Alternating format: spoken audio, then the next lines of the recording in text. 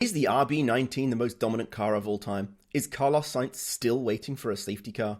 And when will Logan get confirmed at Williams? Welcome to Tunefall Helmets, your occasional spicy hot take roundup of the latest F1 rumours. All with almost believable conspiracy theories to back them up. Everything here is carefully researched for hours to make sure it's totally founded in logic, reason and truth. Or not. Who knows? So, did we get anything right from the last time, Andrew? Well, let's see. Yeah. Logan loses his seat? Not yet. Not yet. TBD. Are we allowed to carry points if he does lose his seat?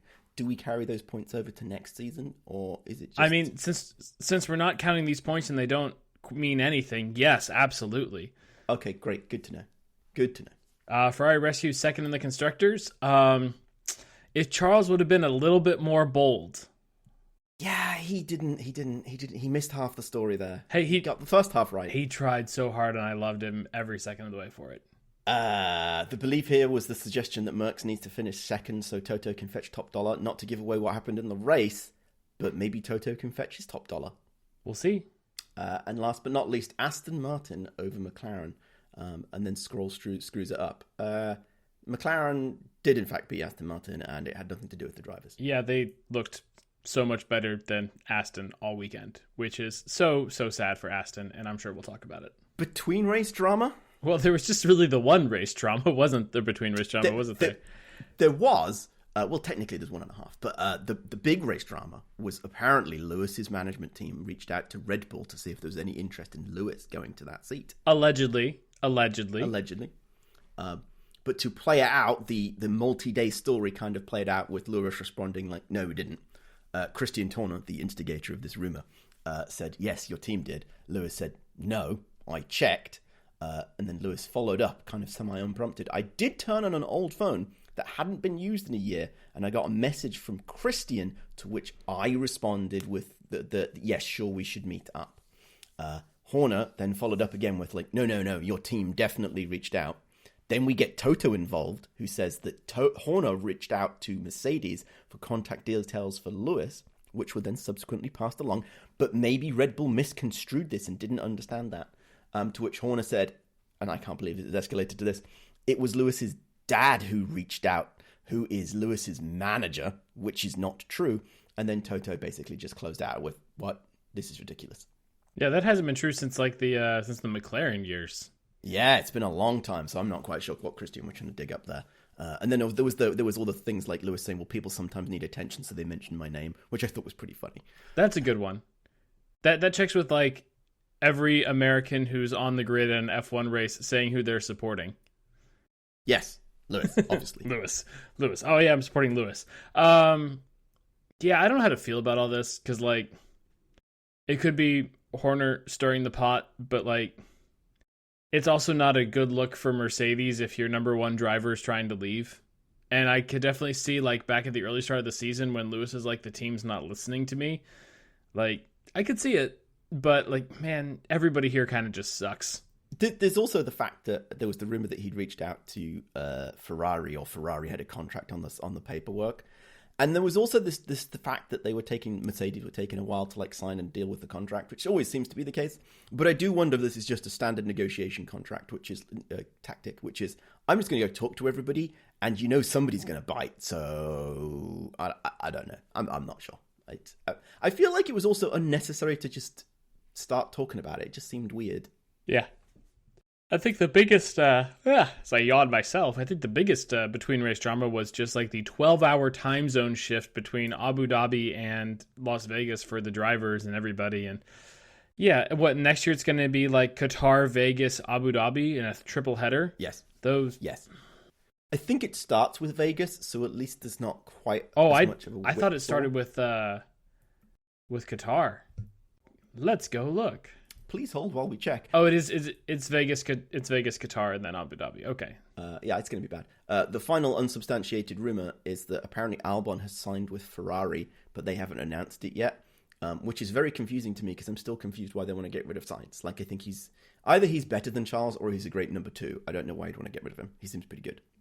That's kind of been like Sainz's whole career, though. Like, everybody's been like, well, I guess we can get rid of Carlos. Like, poor guy. What is it about his skills and the way he executes that make people feel like a bird is not worth, a bird in the hand is not worth two in the bush? It's like, let me go find another driver and train them up and all that other stuff. Like, I don't understand that. It's very confusing. The only team he was good at was McLaren. He was happy there, and then he chose to leave. Yeah, but I mean, you get offered the Ferrari seat. True. You always take the Ferrari seat. You can cry in a Ferrari as well as you can cry in a McLaren. That's very true. Although you might have to cry more in a Ferrari. Absolutely. Yeah. I don't know. Yeah, but it does feel like maybe everybody thinks he'll be the next Alonso, and then their team isn't left in tatters, so that they don't know what to do, and just like, well, if we're not going to get the Spanish drama, we just might as well move on from the Spaniard. Yeah, that could be it, really. You need that fire. And Ferrari has their own fire. They don't need any help with that. That's true. Yeah, and then apparently Red Bull has stopped upgrading their car at Singapore and has been focused solely on the 2024 car. Holy crap. Assuming that is factually accurate and that they haven't screwed up the car in some way, it's going to be annoying next year when we all go around in the same circles and have the exact same conversation again. It could be, but I think Mercedes also has given up pretty early because I think they tried to iterate on their zero side pods, realized they needed side pods, and then like tried a couple things, and I think they might have also thrown their hands up in the air and said, screw it, 2024. Yeah, they were bringing upgrades in. Austin was the last set of upgrades they brought. Yeah, but they also they kind of admitted that they need the W14. 15 is the new one. No, well, this one's the 14. This was the 14. Yeah, I think they admitted the 14 was crap. There's nothing we can really do because it's going to take a whole redesign. So I wouldn't be surprised if some of the I'm not at this point. I'm not totally ready to say it's just going to be an even more Red Bull runaway season than it was this year. Yeah, it all depends whether they make forward progress or not. That's the real question. Yeah, that will be the question. Shall we move on? Shall we see if people still have jobs? I mean, they all kind of do. As of recording, there's only one person that no longer has a job. That is a perfect caveat. So, should we go down the list? Lance? Let's do it. And I think we should add a caveat to this time around. Should they still have a job at the start of next season? Not do they, but should they? Should they? I like that. So, should Lance still have a job? The only reason why Lance shouldn't have a job is because will have a job is because, honestly, I'm not sure who's going to replace him. But the Brazilian... Drugovich, because he did better than him. Drugovich, yeah. He did look better than him in FP1. They were an equal machinery, and he was going faster. So that's not a good look for Lance. So if we do have somebody to replace him, and I think, there are probably going to be some interesting behind-the-scenes discussions going on. The question is, Lance's performance has improved in the last 3 races. Is that because he got better, because he finally overcame his hand problems? Is it because he finally got in the right place, he was centered himself and was able to capitalize on that? Or did they just sabotage Alonso's car to make sure that Stroll could not look so bad? Or did they take him to a private room and say, look, we've got your dog, and if you don't start performing, you will not have your dog anymore. That would be on brand, and I no offense to Lawrence, because Lawrence is definitely the one that would do that. Yes, it does seem on brand, so I feel sorry for them. Yeah, I don't think I have anything else to say really about Lance. I do think Lance is in a bit of a tough spot and I think this is true. You see it not just with Lance is definitely not immune to this, but people who I want to specifically call out sons or daughters of famous athletes who are following their parent into the sport. Sometimes they just don't have the same drive of desire to do well. In cycling, you have Axel Merckx was never Eddie Merckx. But then in baseball, you have Ken Griffey Jr. was better than Ken Griffey ever was. So it could go either way. And sometimes it's one of those, you're talented enough to, but you don't have the same desire and drive as say Lewis did coming out of what was he totally abject poverty or just reasonable poverty? I know Anthony was working a lot of jobs, though, to make some of that happen. Yeah, and I think if you're working a lot of jobs, even if you happen to be affluent when you start the whole process, by the time you've, run a kart team for a few years, you're not affluent anymore. Yeah. In some sense, Lewis, has all the success he had because he knew he had to, pay his dad back for everything his dad did. It's the difference between having innate skill, which will get you far. Right. But to capitalize on that, you have to be driven and have something to prove. That could be many different forms of what it has to be to prove. But I think that's what converts you. Like, I think Max had something to prove, right? Like, he wanted to prove to his dad that he could be good at it, even though he has innate ability. And here we are. Well, I mean, the spicy take with Max is that he gets his driving skill from his mother. Well, there you go, exactly. Because apparently she was one good karter. She used to race against Lewis, right? I don't think Lewis. She raced against Christian, of all people. Okay. And some others around that time who were also coming up. She was like top 10 in the world in the karting championship at one point in time. It is not clear cut who Max gets his driving ability from. We will just say this. Yeah, I was listening to. I was watching the Braun GP thing on Hulu the other day, and I think it was Bernie was saying how Max has just innate skills because of Joss, and Joss was like, he's a successful Formula One driver. I'm not sure I'm willing to buy into that take that Joss was a successful Formula One driver. He was really good at catching on fire that one time. He was lit. Yeah. Sergio? I don't think he should have a job, but I don't think he needs to get fired, if that makes any sense. Like, there's that middle ground, that kind of should he have a drive. I think this also goes back to the question of, yes, but who will replace him? Yuki, after today's performance. I think Yuki after this season's performance. Like, Yuki placed 14th with 17 points, and Ricardo and Debris combined for... And Lawson. And Liam combined for 8. That's not bad. I mean, double his teammates. And I was listening to an interview with Franz Tost on the Beyond the Grid podcast, and he was saying that you really need 3 years in F1 to be promoted to the Red Bull team, despite the fact that's never what they've done. And Yuki is just reaching his 3 years, and maybe he's ready. But he said that Yuki still needs more time. He's too immature. Yeah, I think you either put Yuki in as maybe the next best driver, or you put Daniel in to bring back the good times trademark. Mm-hmm. And yeah, that's like your only options. And then you have to hope that they are doing better than Perez. And I want to talk about whether or not the RB19 is the most dominant Formula One car ever, but I don't think it's this point in time. But I think the argument against that car being the most dominant car is based on its performance with Sergio Perez. I would agree with that. Yeah. Yes. Moving on. Logan Sargent. We don't know. I was thinking about this with the rumor that he is not yet confirmed. I don't think he should be in that car. I don't think he deserves it. And I think that when you look at the fight between AlphaTauri and Williams, which I think Williams prevailed in. Williams did prevail. Yep. It would have been closer and better if they'd had a driver who was, almost as good as Alex.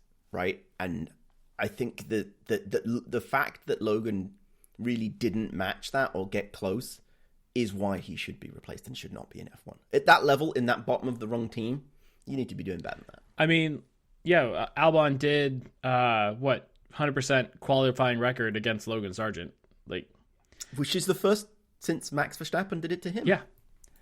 So, and in more races too. So it's just a case of but again, who goes in the seat if it's not Logan?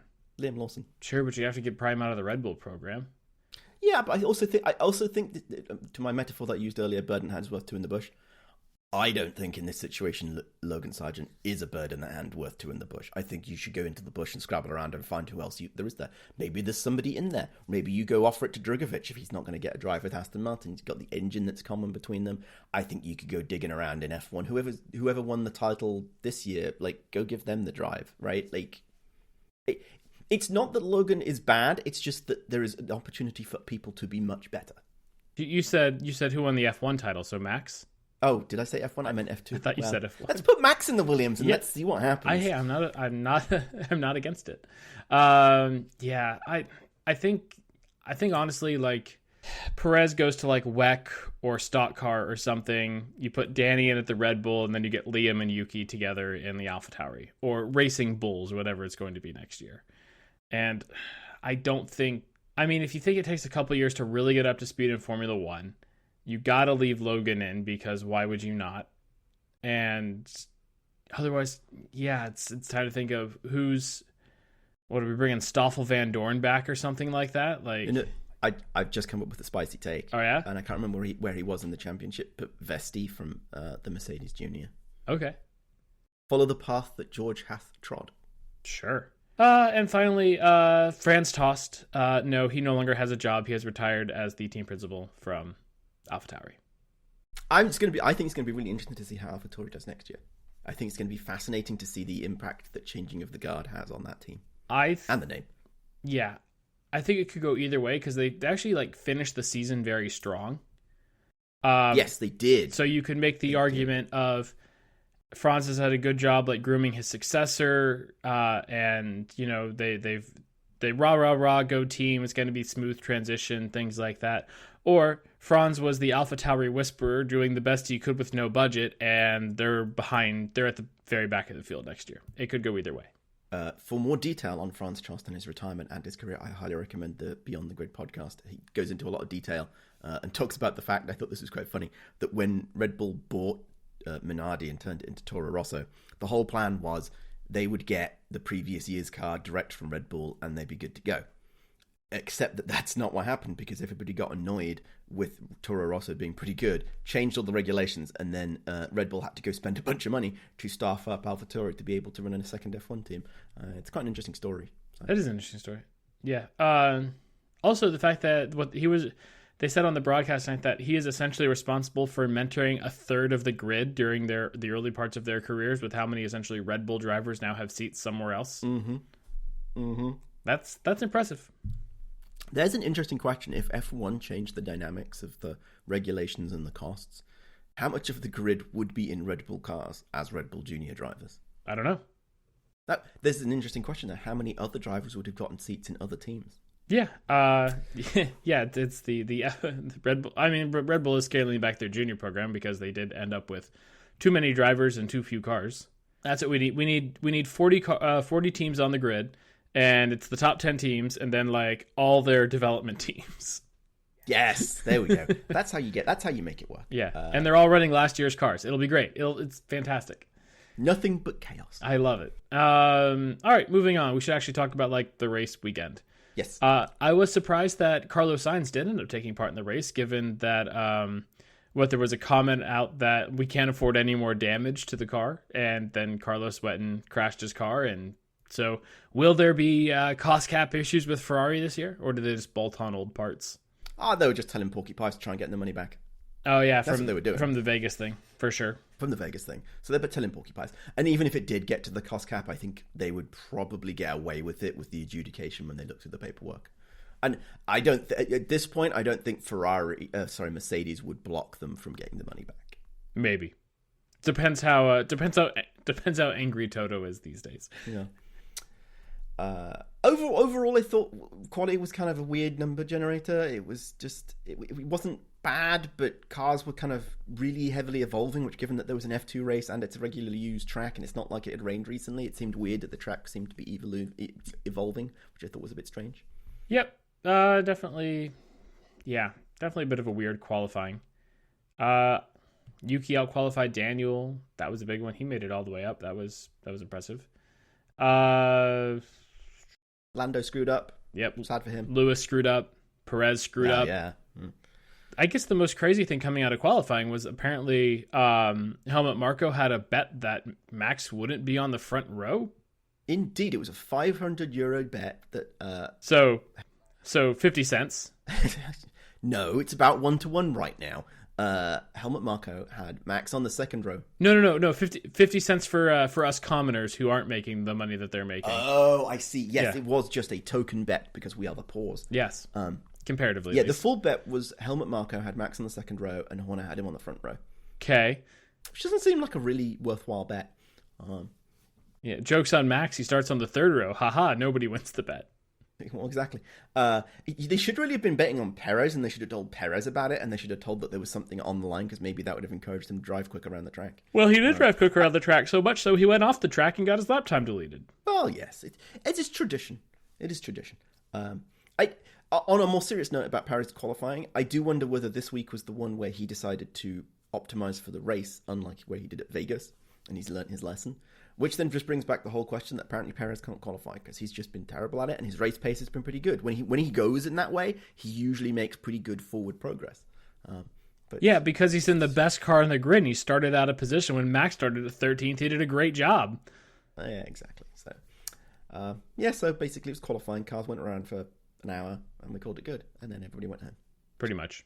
Yeah, I think the only thing I want to mention on the Helmut Marko bet is this? Do we know who made the bet? As in the instigator? Yes. Unclear at this point. Because I'm wondering if this is another attempt to get Helmut Marko more out of his spots. Because he's gone senile. He think Max won't even be on the front row. We have to question his mental fortitude. I like that take. I like that take. That's a good take. I will wholly support that. Thank you. All right, let's talk about the race, because it was another classic Abu Dhabi Grand Prix. There's no other way to say it. Yes, we had exciting racing for a few laps. We had some suspicious stewards' decisions that ultimately changed the outcome of the race. We had some suspicious stewards' decisions that didn't change the outcome of the race.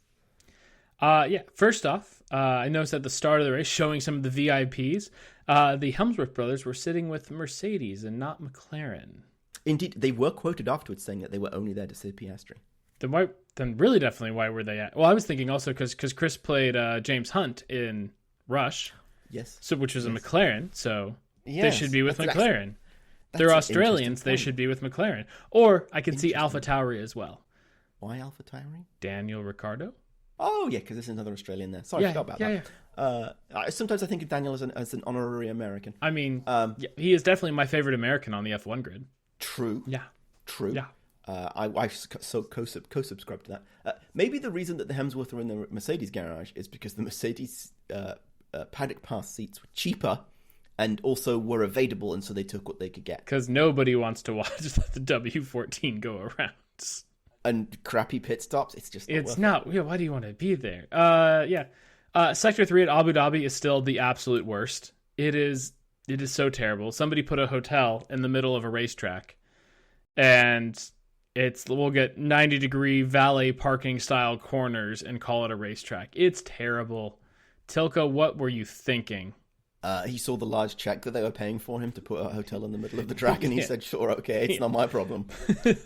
Yes, but it is his problem, because, it's like you take the best of Tilke and the worst of Tilke, and, the best of Tilke is a track that we no longer even race at.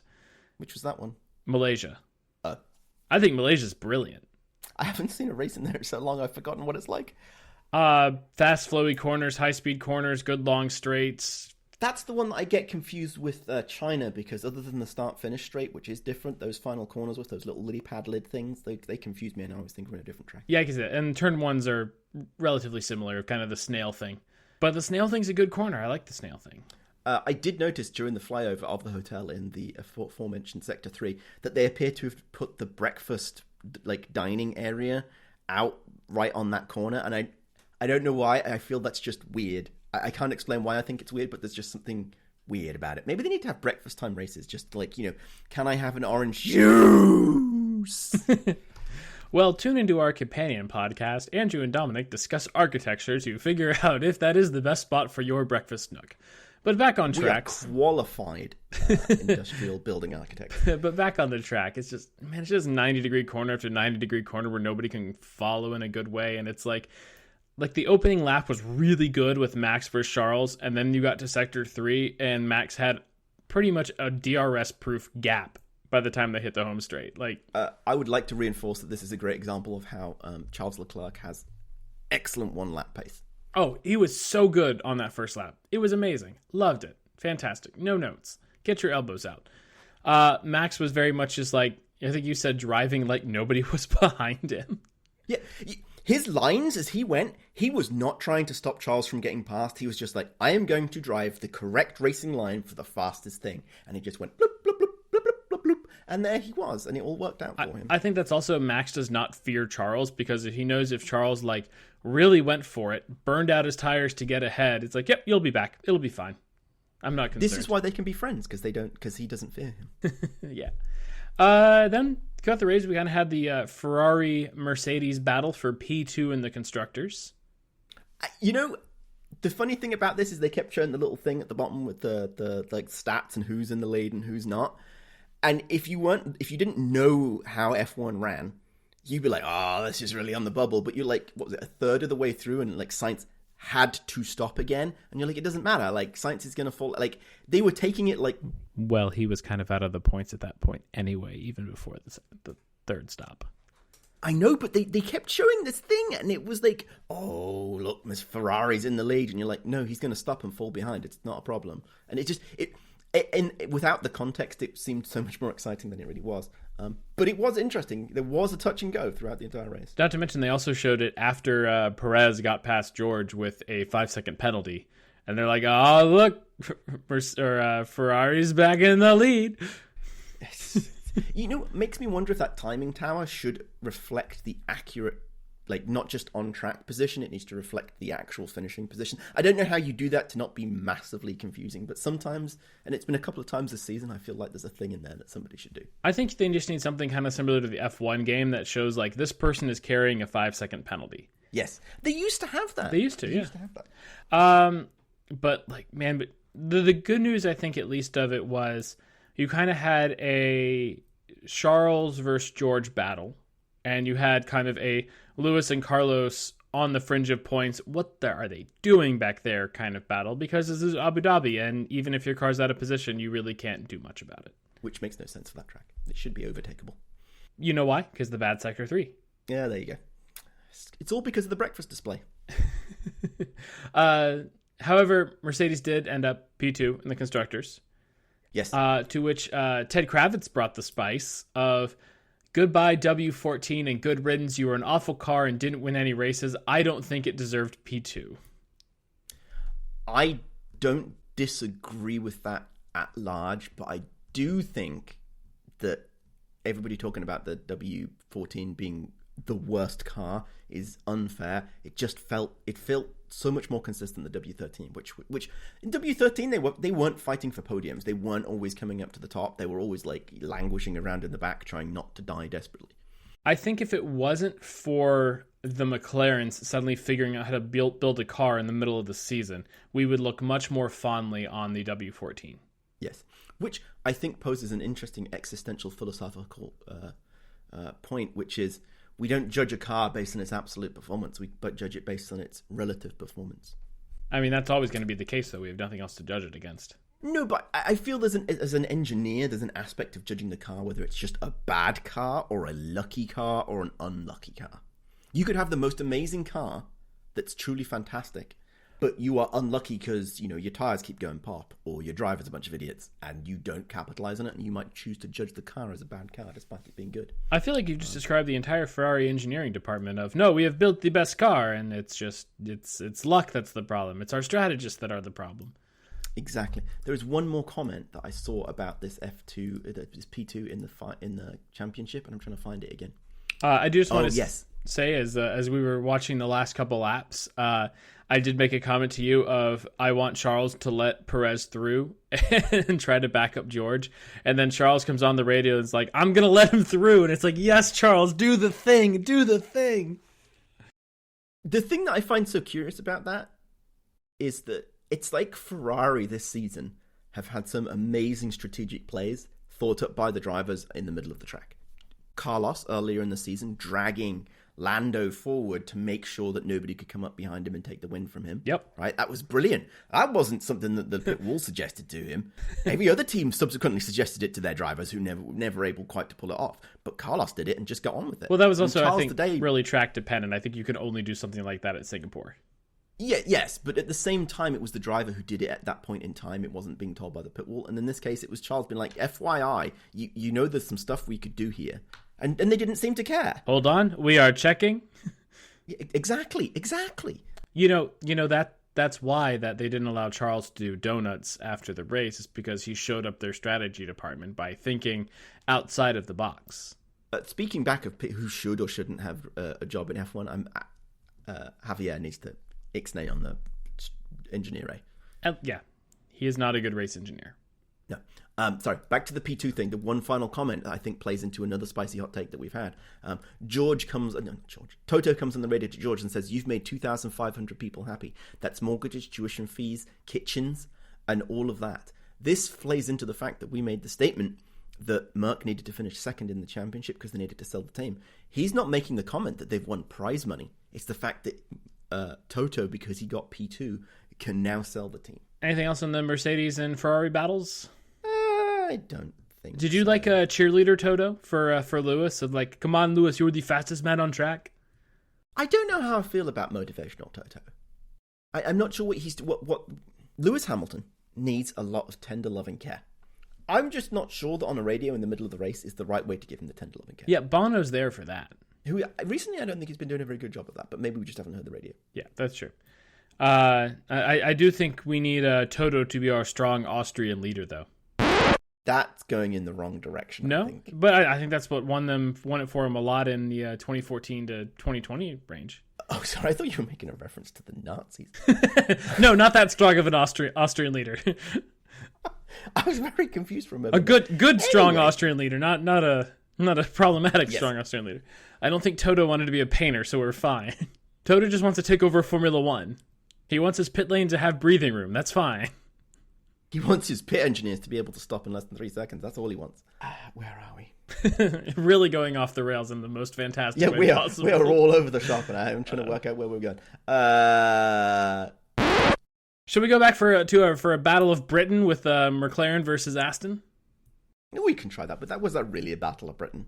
That seemed like a bit of a slam dunk for McLaren there. Yeah, I mean, the Astons are terribly... What happened to them? Like, man... And what happened after they slapped the original car back on the current car? They said that they'd done this thing, and they suddenly leapt forward. I can't remember which race it was at, but everyone's like, oh, Aston Martin's back. And now they've been crap again for 2.5 races. Yeah. They don't understand that car, and they have no idea what's going on, which does not bode well for next year. I only slightly disagree, because historically that engineering group has done very good job with like cars first out of the gate. It's developing that's always been their problem. True. Still doesn't bode well for next year if they're going to do the same thing again. No, it doesn't. Maybe if they had 2 drivers giving them good feedback instead of 1.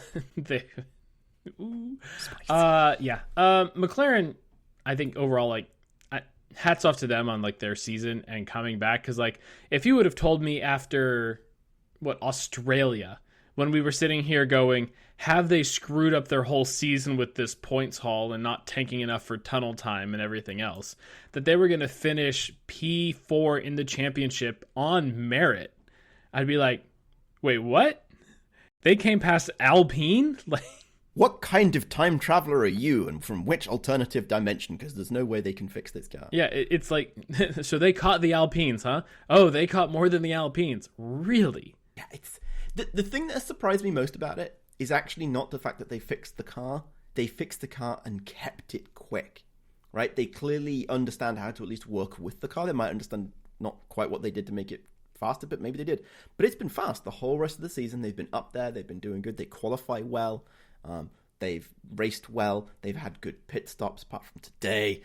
But all round, I was like, good job, McLaren. The question is, will it follow through? And I'm hopeful, because I think it would be nice to see McLaren versus Red Bull versus Mercedes at the top next year. I mean, McLaren did have the second highest number of podiums the whole season behind Red Bull. Did you hear the stat about Piastri? No. What is the stat about Piastri?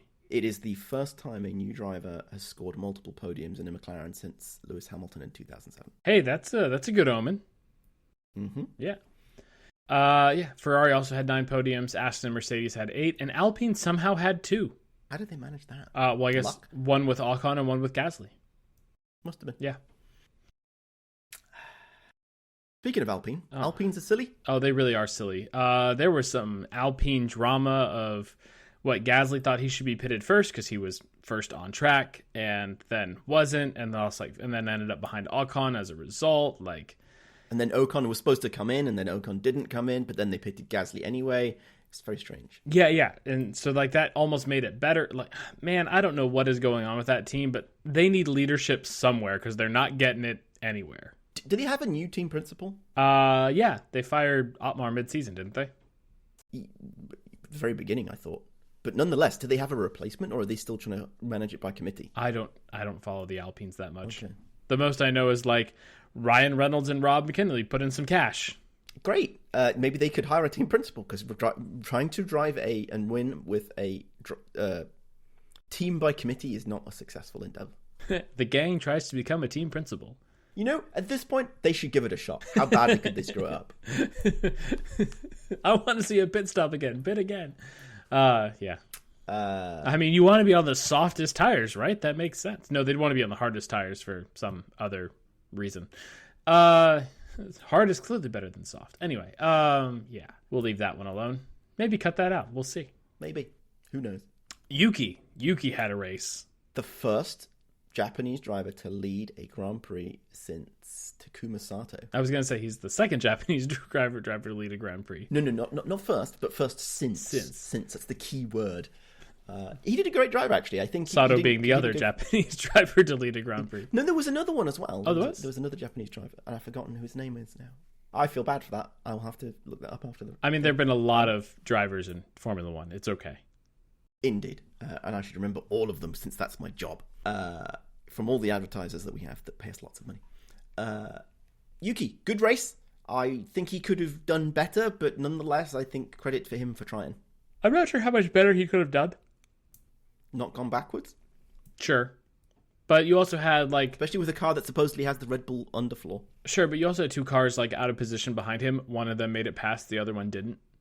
Yeah. So, I'm not going to give Yuki too much crap. But he started 6th and finished 8th. So what? Yeah, that's actually pretty good. Alonso and Perez got past him, who probably should have gotten past him. So... And on that last lap, he was smart enough to just bide his time and for Lewis to screw up as he went past. Yep. I think that last lap overtake by Lewis was a great example of the problem with the W14. He's been driving that thing around all race, and then finally, this is the one time where it decides to slide out sideways for no apparently good reason. But Yuki was there, and he capitalized and kept it going. Any more? No, I'm good. I mean, I don't want to talk about the houses. They were nowhere. Yeah, they were nowhere. They did nothing. Apart from the super adorable K-Mag kid putting his fireproof gloves on K-Mag. I thought that was pretty adorable. Yeah, the Williams were also nowhere. Nope. I feel like the Williams may have actually given up to save money. Yeah, I mean, yeah, I could see it. But even then, they could have. Yeah, the Williams were nowhere. The houses were nowhere. They're not worth talking about. No. You've got 3 more points on here that I have not thought about. I do. I think kind of talking about, is the RB19 the most dominant F1 car all season? I think we definitely have to talk about how dominant Max was this whole season. Mm-hmm. He scored 575 out of the possible 620 points that are on offer in a Formula One season, or this specific Formula One season. If I was Helmut Marko, I'd be making sure he was fully aware of that in his annual performance review, because that's not good enough. He only got 92.7% of the points possible. That's clearly going to be a 9.0 on the season for the race. Yeah. Yep. He had 11 in a row wins, and then followed it up with a 7 in a row streak, which means he now has the first and third longest winning streaks in Formula One, and he did it in the same season. I hate that Red Bull so much. He led 1,003 out of the 1,325 racing laps in the 2023 season. This is unacceptable. And I think most impressively, and I can't remember, I'm sure it's happened in the past, but he raced 100% of the racing laps this year. Did Lewis not do this in 2020? Because I don't remember the car breaking down in 2020. I swore Lewis broke down once in 2020. Let's go look. Did he? I don't. But that's also like he also never went a lap down or anything like that. Like it is. As in, he didn't finish the race with 56 out of the 58 laps because he was like in last position. Yeah. Like He just let's see. He did not take part in the Secure Grand Prix because he had COVID. Oh yes, I forgot about that. Good point. So yeah, he did not. I forgot about that. And I think he miraculously avoided somehow going down a lap in like Imola or something like that. Yeah. Okay. Yeah. That would be why Lewis didn't race every single lap in 2020. Yep. Because of Secure. Yep. But man, that is a dominant season. It is a dominant season by a dominant driver who I think has matured a lot. Possibly helped with the fact that he had nobody that was going to fight him for it, so they didn't have to push him very hard. And credit for him for not checking out halfway through the season after he'd won everything, so good for him. But back to the is it the most dominant car? I went and looked up the stats for the MP44, which I think is the only other car pretty much in this sort of conversation where you have won every single race bar one in a Formula One season. The Red Bull has it based on win percentage, but both of them dropped one race. Looking back, Senna and Prost were both... Senna ended up winning the title. Prost had more points because of like the 16 or 17 rounds that season. Only your best 11 counted for the championship. Right. So Prost had more points. Senna had more points of the best 11. So like it was actually a pretty even split. Of the points that counted in the best 11, it was 90 to 87 points. Granted, it was a different point scoring system. Yeah. But like, yeah, they traded off wins pretty equally, more or less. Senna, I think, obviously had more because he won the title. But to me, the only thing that calls into question how good the RB19 is Perez's performance in it. He was not challenging Max Verstappen for poles. He was not challenging Max Verstappen for race wins. There were sometimes he looked trapped in the midfield behind like the Mercs or the Aston Martins or the Ferraris, where he just couldn't get past somebody. So I think the only reason for me why I might not consider the RB19 a more dominant car than the MP44 is because of how poorly Perez drove that thing at times. And do we think that's because the car has traits that actually make it difficult to drive if you are not Max Verstappen? I don't know. I don't know the answer. Because I think that's the catalyst. Yeah. That's the real question. And the thing that looks so curious about that car is it doesn't look twitchy. It doesn't look difficult to drive. It doesn't look understeery. It looks after its tires. It goes forward a lot. It goes quickly. It just does everything really well. It doesn't seem to, when you see it driven, and even when you see Perez driving it, right, it's not like he is fighting the car. He maybe can't capitalize on it, which I think reflects on him, and that's in favor of the RB19 being the most dominant F1 car of all time. But it's so strange for him to not be able to capitalize on it. And I think that's what makes everybody question his right to that seat, is like the car looks like it's actually easy to drive. To draw a parallel to what was it, the W11, the one in 2020 that the Mercedes had, where George got in it and said, actually, this car's really easy to drive. And both Lewis and Bottas, and I think there was somebody else who did a test drive in it somewhere, who was like, this car is really easy to drive. I know how to get the most out of it. I have so much confidence in it. I feel the RB19 is in that ilk, if not arguably better. But for whatever reason, Perez cannot capitalize on it. Yeah, and we know from Daniel's test session that he loved it. He said it's a car to drive. So I think there are two takeaways from this. Either Perez is not as good of a driver as we think, or he needs a car specifically designed and set up for him. He can't just hop in any car and be quick. Because we know he's a good driver and has been quick in the past. So either he just does not fit well in this style of Red Bull car, and thus then it is the most dominant car. Or Max is the second coming of, I don't know, some... Ayrton Senna. Sure, Senna, Fangio, Schumacher somehow, Lewis even. Like, because like you watch Max drive that thing, and like he does not take stabs at the steering wheel. He puts it exactly where he wants. I had a friend message me that, like, thinking back to Spa, he was the only one who just consistently hit apex after apex, lap after lap. That car is on rails under Max Verstappen. And it's either Max is the greatest Formula One driver to ever exist, and the RB19 is not that dominant of a car, or the RB19 is the most dominant car, and Checo needs to be out of his seat. And I think that last point about, is it not the most dominant car, and actually it's Max that's making the difference? If you take Max out of it and you look at the... Not that you rejudge the standings, because that just changes the whole thing, but if you look at where Perez is in the grand scheme of things, he's actually only just in front of the W14, which everybody considers to be a truly terrible car, right? Then you start to look at the RB19 and say, actually, it's a good car. It's still the best car, but it's on the edge of being the best car, and it's Max that's made the difference. I don't know. It's difficult. That's why we should put Max in the Williams and see what happens. Yeah. So that's all I had on Max's dominance. You want to say anything about Max's dominance other than you hated it?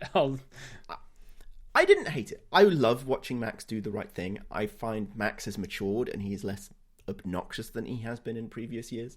But yet at the same time, you have to admit that when you see a great driver doing a great thing, no matter how much you think they're a bit of a knob end, that they're actually a really good driver, and we should respect that. And I think that's all they have to say about Max. And good luck to him next year. Speaking of drivers who want it to be all about themselves, George Russell is a terrible podcast host. I missed this after watching the Vegas podcast, Carpool Karaoke. I missed this one. What happened? Oh, yeah, there was just the cool down room, and Max was like totally checked out. He was just watching stuff on the screen. And George was asking Charles questions, but like phrasing them to be all about George. It was just in such a way of like when Max has been in the cool down room and he's like chatty, it's kind of like, oh yeah, so what were you doing there, and like what were you guys going on, what was going on there, kind of prompting for some good questions, good content. And George is like, oh man, we had a really hard race, we thought we almost had you there. It's like, how did you think that went for us? Like it was very different and very funny, and you can tell like George wants to be the cool kid like Max so much, and he is over trying. He is overdriving the podcast just like he overdrives the cars. I like it. Your point about the cool kid made me think back to Perez as the gooseberry in the Rolls Royce at Vegas. Really, you should put Perez and George Russell in the same team, because they are like two peas in the pod.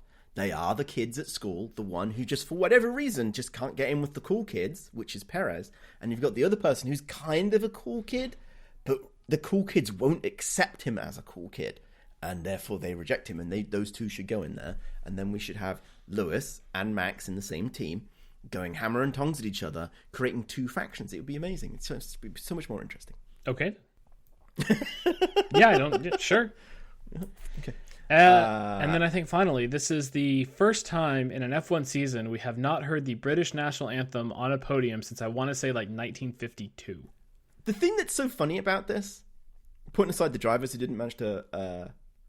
Wait, what? The British anthem was played on the podium this year. Oh no, they only play it for the first place. Sorry, I'm being stupid. They play it for the winner and the constructor. Yeah. And I'm bad. We've got a lot of Dutch, Austrian, Spanish, or one Spanish and one Italian.